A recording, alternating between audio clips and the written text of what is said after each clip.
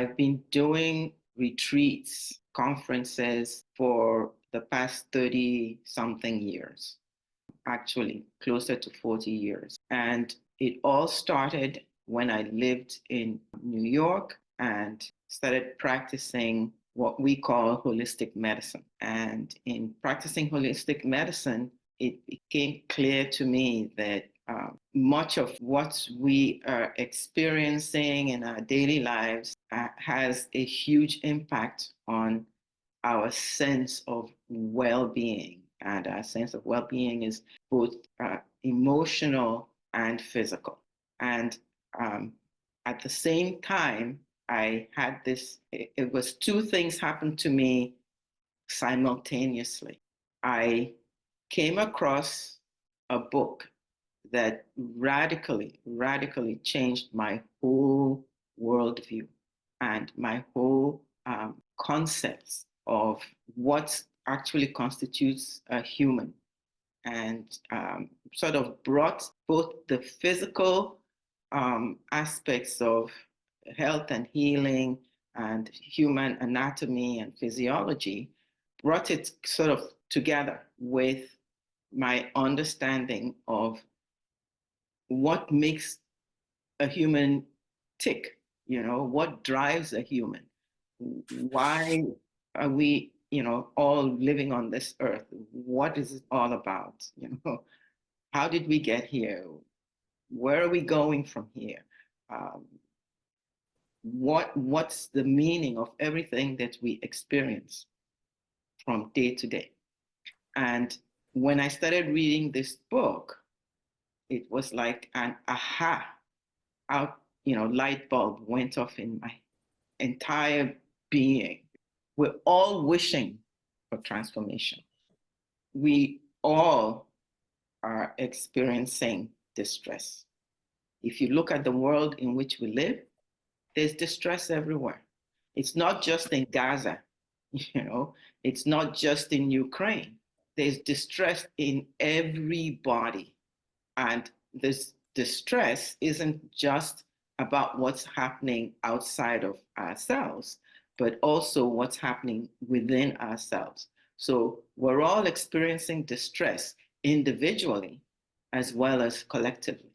Think, there are 7 billion people on the face of this planet.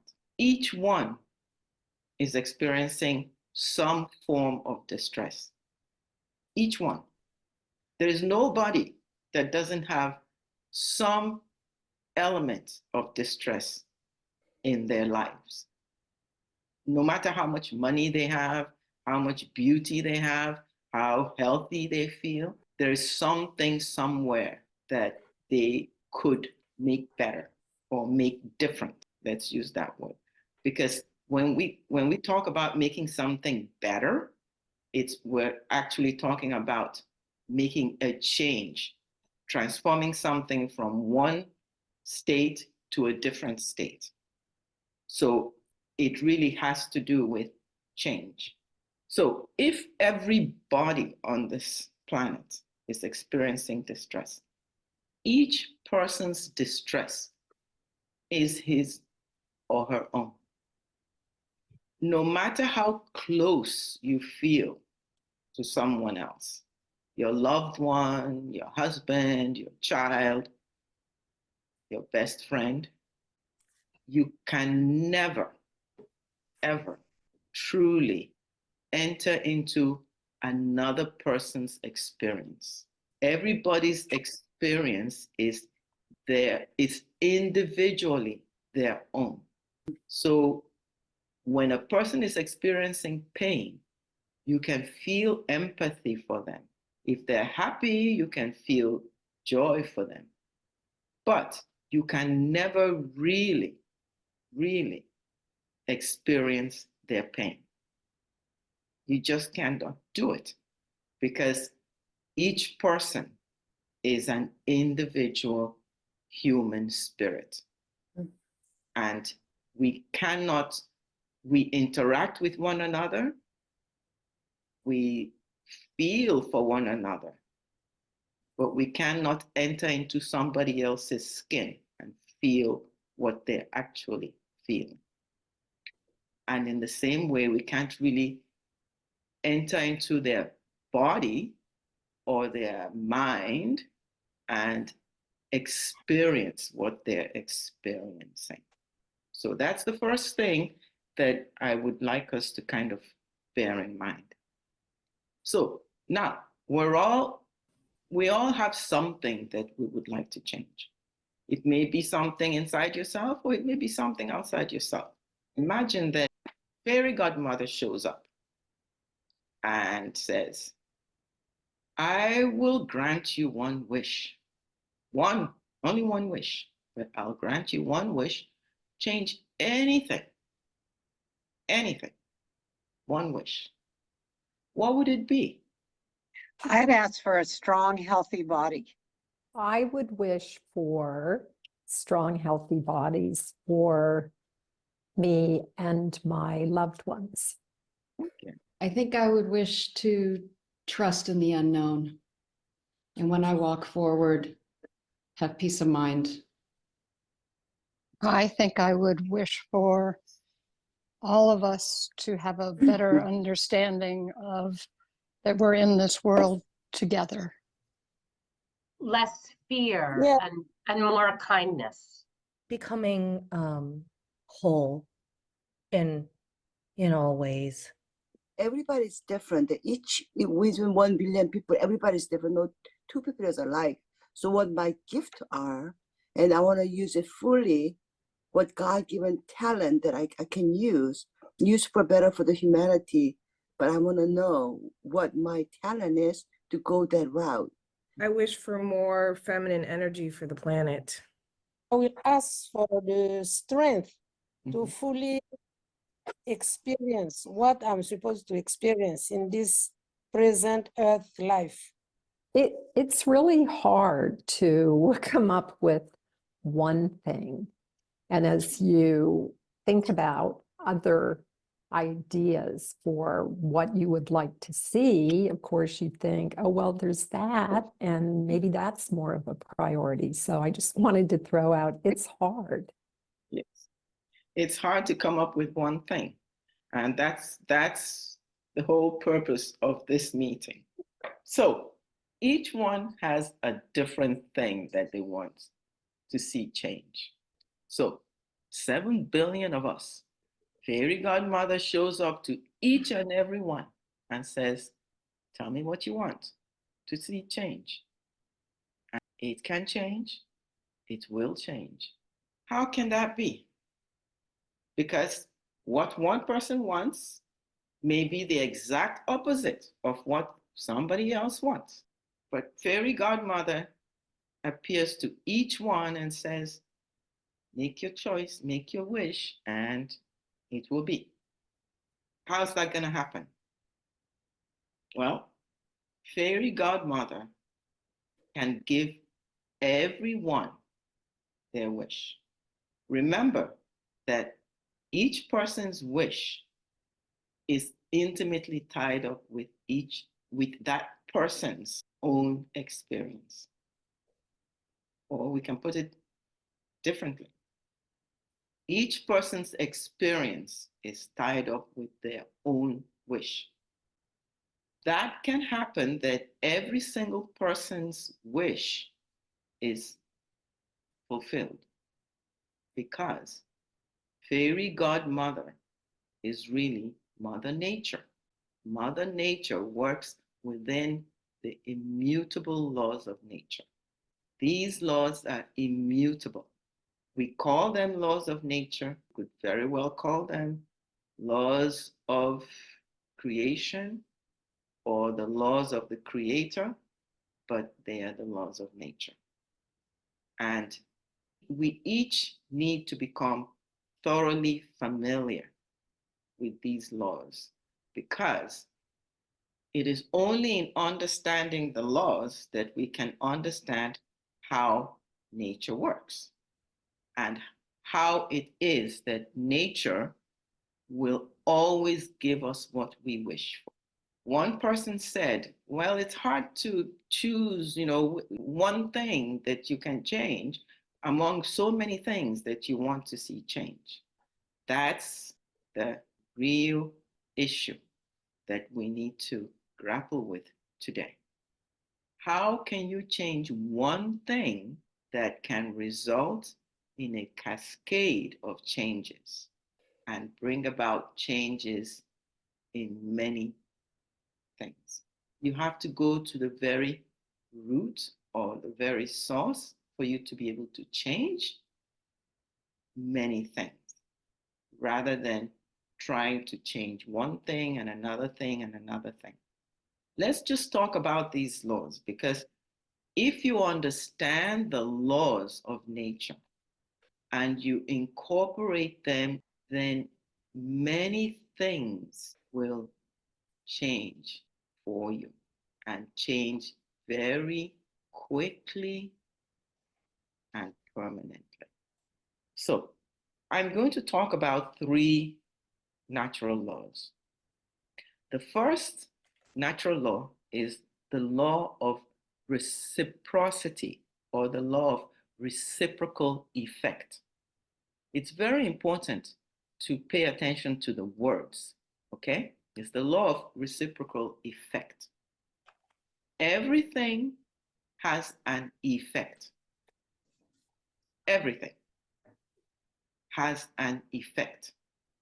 We can think of that law as for every action, there's a reaction. You could use that concept. But more than that, this law says, whatever you sow, you will reap. If you put a grain of rice in the ground, you will reap rice. You cannot reap corn. Remember, when you put a grain of rice in the ground, you're not going to reap that rice for maybe 3 months, but you won't reap it today. You won't reap it tomorrow. You reap it in a few months, but you will reap rice. The second law is the law of attraction of the same kind. With this law, everything is attracted to you that is similar to what's inside you. You only attract what is inside you, and whatever you send out, it attracts other things that are similar to it, and it returns to you. It's attracted back to you. What does this mean? If you wish for goodness and joy and happiness for everyone that you love, which we all do, we wish it for our loved ones. Yes, you want it for yourself and you want it for your loved ones. You will draw that to yourself. But if at the same time you're angry at somebody who you think is rude, crass, wicked, then you will also attract those energies, and you will attract them to that person who you're thinking is mean, nasty. You're sending nasty thoughts about that person. You're sending nasty energy to that person, which makes him even nastier. But the important message is those nasty thoughts that make that person even nastier also come back to you and bring nastiness to you. We all profess that we want to see love and kindness, peacefulness, harmony, but we forget how we fit into that picture and how we contribute to happiness, harmony, love, or conflicts, hatred, anger. And when you think about it, if I look within myself and somebody asked me, do you feel hate? I'd say, no, not at all. Not in the least bit. I don't hate anybody. But even the thought that, oh, I don't like that person because blah, blah, blah, blah, blah, blah. Okay, you start with dislike. It's not hate. But there is me sending out one dislike. That one dislike draws a second dislike, and it draws a third dislike. It draws 500 dislikes. It draws 5 million dislikes, because there are people all over the world sending out thoughts of dislike. And before you know it, this dislike has built up so into such a giant energy that it is now hate.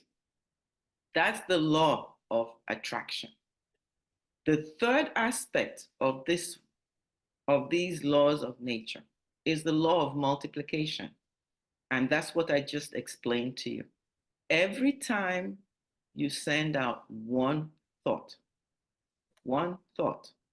that thought draws, since there's 7 billion of us, it's going to draw millions of thoughts that are the same kind of thought. It will not draw anything but that which is the same kind. So when it does that, now you have a multiple of thoughts, of energy.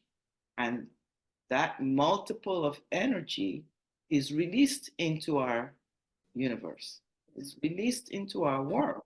And because of that, the planet Earth is surrounded by this cloud of energy, and there are clouds of energy of anger, clouds of energy of hate.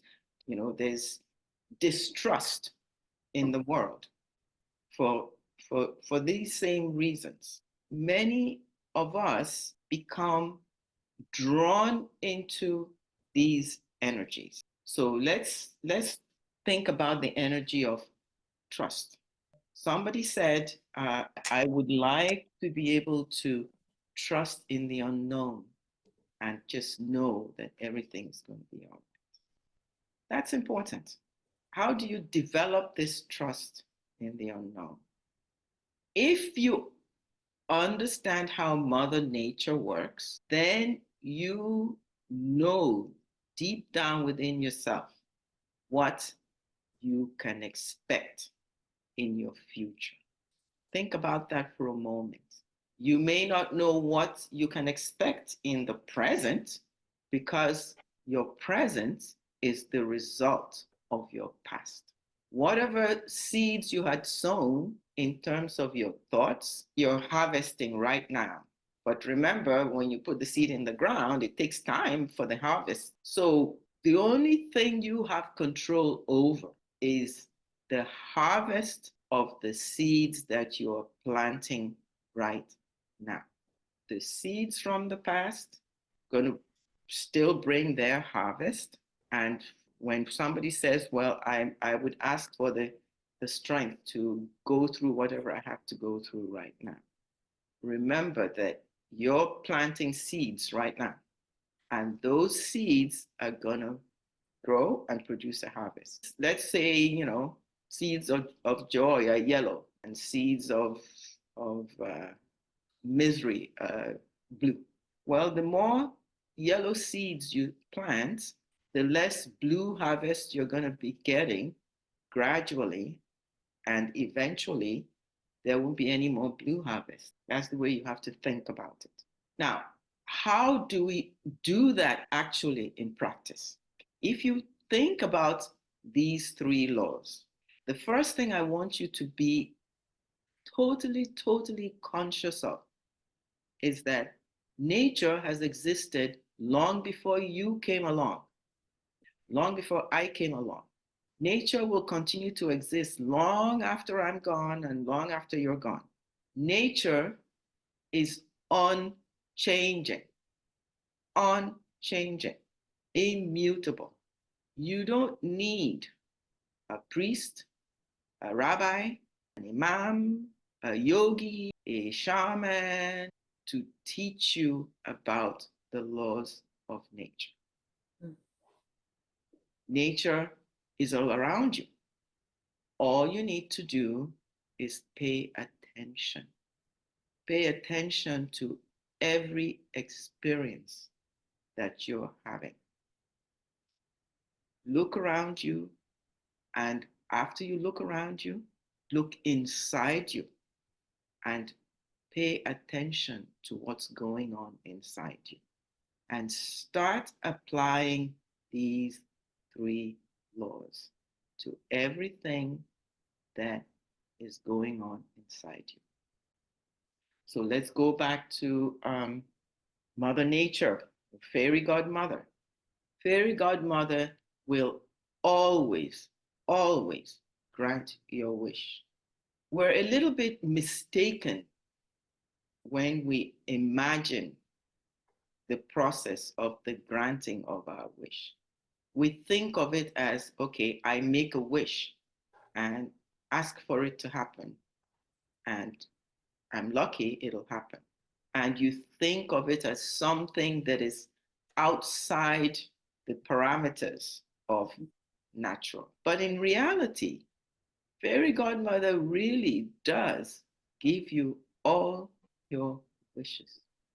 You just have to understand how it works, the process. Think, based on these 3 laws, every thought, and I cannot underemphasize the word every thought that stays within you and proceeds from you is automatically a wish. Just stop and think of that for a moment. Every thought you have, whether it's directed outwards or directed inwards, every thought is automatically a wish, because every thought is immediately subject to these 3 laws.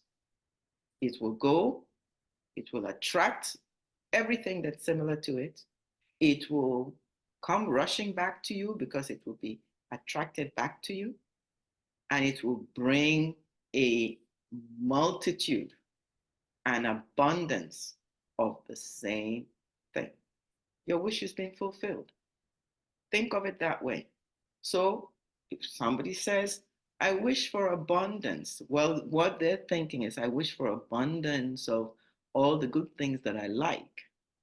But in fact, we all are blessed or cursed with abundance. You will always have an abundance of whatever it is you're allowing to grow within you. You know, we have all kinds of thoughts, and sometimes our thoughts they're valid. Things have happened.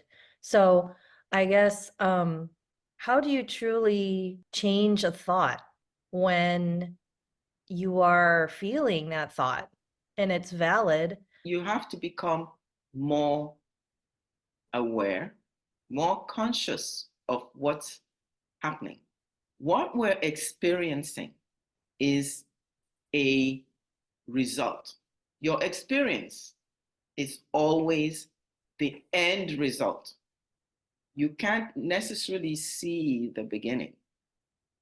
So when whatever experience you're immersed in right this moment is an end result.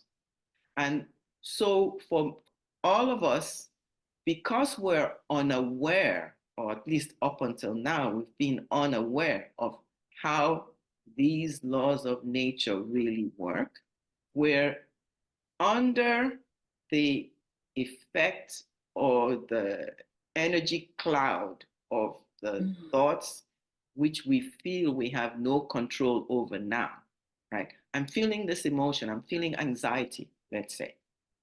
You started out maybe some years ago feeling anxiety.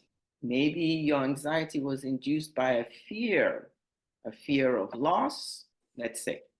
Your fear of loss goes out of you and attracts other people's fear of loss, which comes back to you and envelops you, and then gradually, but it's not really gradual, it's really very quickly,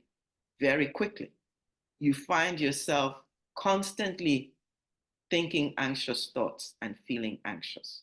And before you know it, you cannot see your way out of feeling anxious. Same thing.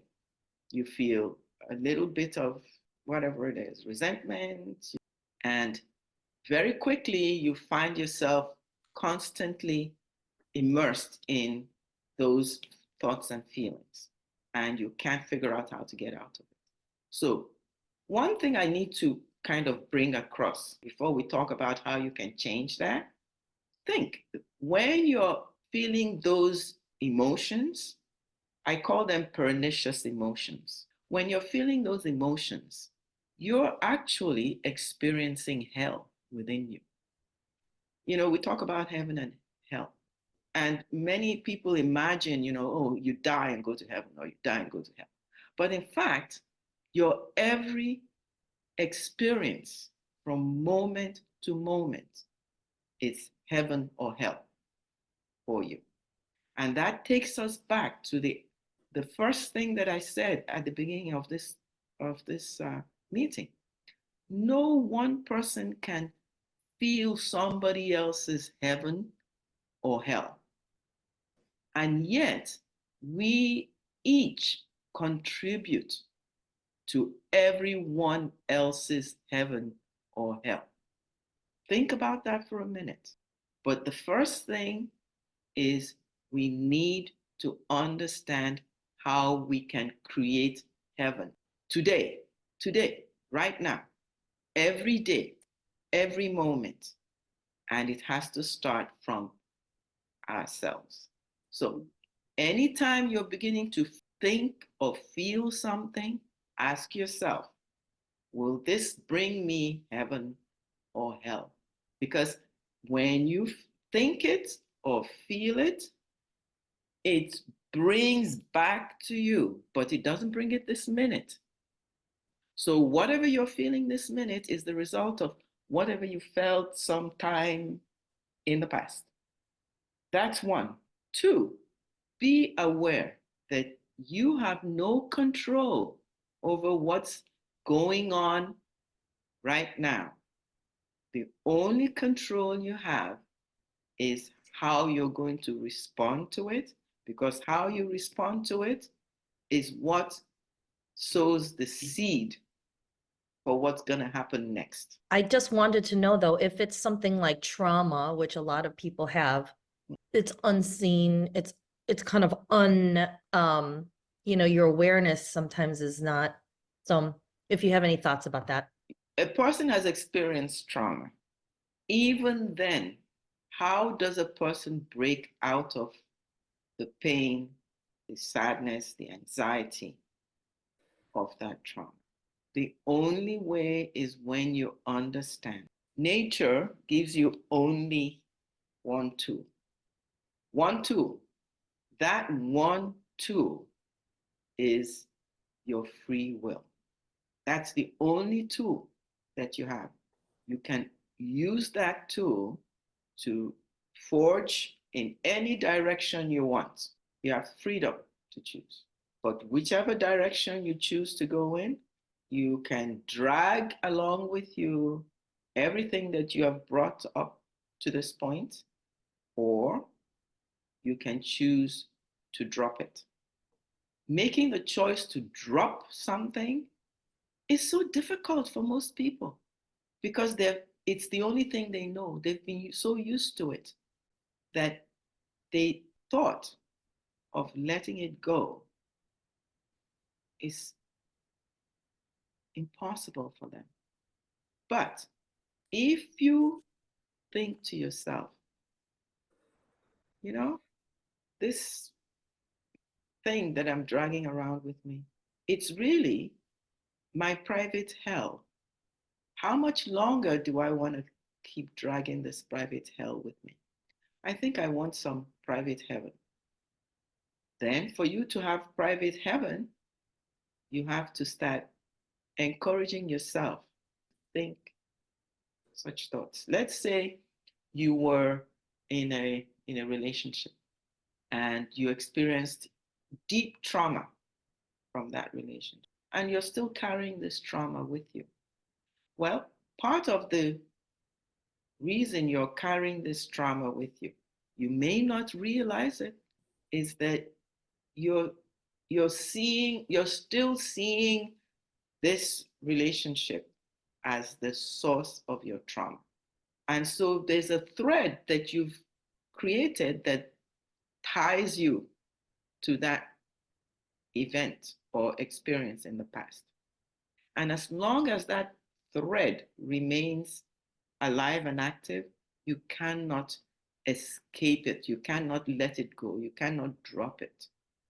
Every thought creates a thread that ties you. So what you want to do is untie it. It's like, think that like there's a rope tied to your ankle and you can't move in a different direction. You have to stop, bend down, and untie that rope that is tied to your ankle. And nobody can untie it for you. Nobody. You have to untie it yourself. So every time you start to feel that way, think to yourself, oh my goodness, I'm putting an additional knot into this rope. I need to just untie it and let it go. One way to untie it is to say goodbye to it and wish whoever, wherever, whatever was contributory to your trauma. Wish them well and say goodbye. Think of it this way. You're living in the world right now. Other people are living in the world. You came in, you're going to go, okay. You're going to, you come into the world, you go out of the world. Other people come in, they go out, and we kind of, we brush against one another like ships in the night. Think of it that way. When you came into the world, you came by yourself.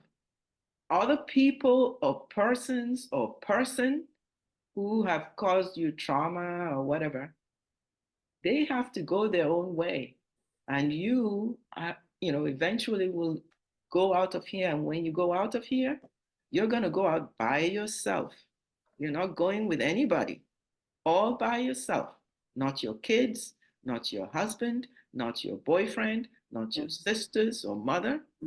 So it's very important for you to let others move on and you move on. Even when you have to interact with them still today, you have to be ready to untie that rope. The rope is emotional. It's invisible, but very, very real. Okay? The other reason for you to begin to do that is that everything that you feel, that you experience and feel and respond, affects the world around you. Additional to that is the fact that as women, we are more sensitive and more emotionally and spiritually connected with all the energies in the world around us. So, however we are inside ourselves as women, collectively, we contribute the most to the state of our world.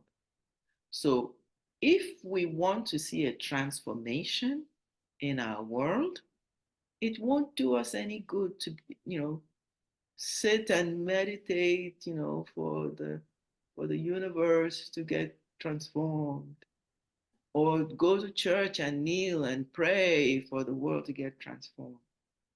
The tool for transforming has already been given to us by nature. And we can pray up and pray down and pray till we're blue in the face. Nature responds by saying, look, you only get what you put out. We know that in science, we're all talking about climate change. And, we can pray and pray and pray. Climate change is still going to happen. because nature is very, very definite. You do this, this is the result you're going to get. You do that, that's the result you're going to get every single time. So, what does that tell you? It tells you that you are responsible for every outcome in your life. And it may sound cruel to say that to somebody, but it only sounds and feels cruel when you don't understand. But if you take the time and trouble to understand, then you begin to appreciate that Mother Nature is just a strict but loving parent. And just as we as parents have to practice tough love with our kids, when you practice tough love, you're actually trying to practice the laws of nature, basically. You know, the laws of responsibility, action, and effect. If you begin to think about it that way, then there's one thing that you need to understand, which is that every thought that you put out, it's an energy. It's an energy. There's energy in the whole universe. Every time you create a thought, you're actually borrowing energy from the universe to create that thought. Every time you think or feel, you're drawing an energy out of the universe and using it to create that thought. Not a single word or action from you can occur without being preceded by a thought. The thought is the beginning. It's the first thing that happens. So understand that this energy that exists in the universe is nature. It's there. The same energy it takes to create a happy thought is the same energy it takes to create angry thoughts, a resentful thought, a sad thought, the same energy. This is where the one tool that nature gives you comes in. You can use this energy, create any kind of thought you want, because you have the free will to choose what direction your thought pointing. You point it the way you want it to go. But once you've created it, that's where your control ends. You have the freedom to choose. Once you've created it, then the result, you have no control over it. That's what I want you to drum deep, deep, deep, deeply into your being. So you can guide it in a heavenly direction or in a hellish direction. It reminds me of a bow and arrow. Mm-hmm. We each carry our own quills around with us, and the intensity of our thoughts and the direction of our thoughts are up to us. Which quill do we choose out of the bag? And how do we send that off? And it's a big responsibility, but we're all up for that task. It's a very high bar for each of us, because it's much easier to control our actions or our deeds or our words. Right. But to have that presence of mind and the awareness, as you say, for the thoughts, but it helps so much what you're saying, which is to remember these laws of nature. When we say it, it sounds easy, but everybody admits that it's not as easy as it sounds.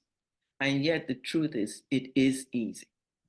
It's actually a lot easier than it sounds. Think of it this way. Every thought that you send out is a boomerang. It's not just an arrow.